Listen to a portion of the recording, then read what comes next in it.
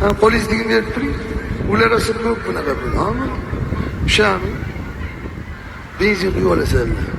Baxtli bugun kuyov bola muborak bo'lsin, Alloh xayrli qilsin. Ona muborak bo'lsin to'ylaringiz. Assalomu alaykum ya Rasululloh habib. Sog' bo'ling. Ikkinchisi esa konsertda pulini daxo'ya narx qo'yib yuboradi. Uchinchisi esa o'sha tanimaydi u odamlarni. To'rtinchisi esa bunday qilib koronavirusni bahona qilib konsert adminit bo'ldi, texnik nosozlik, hammasiga soqqa mani.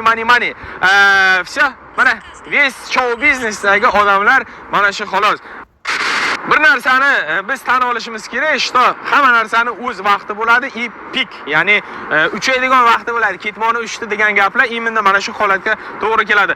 Na samом деле Munisa Rizayevaning konsertiga mo'ljallangan biletlar sotilmadi. Munisa Rizayeva просто siz paga Ronaldoga tenglashguncha siz o'zingizni ijodingizni ustida ishlasangiz juda ham respekt bo'lardi. Chunki bundan 2 yil 3 yil oldin kelganingizda Moskvadan Sankt-Peterburgda boshqa shaharlarda borganingizda odamlar konsert zaliga kelardi. No oxirgi paytda haliga nima deydi, yulduzlik kasalligiga uchraganingizdan so'ng odamlarning ham aqli ishlab qoldi.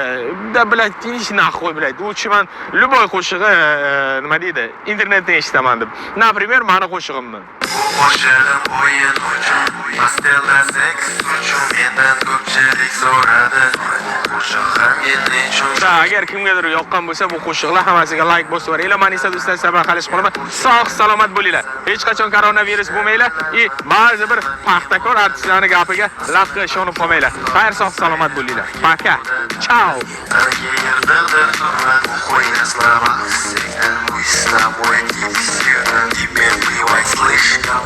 Я ебал тебя давно.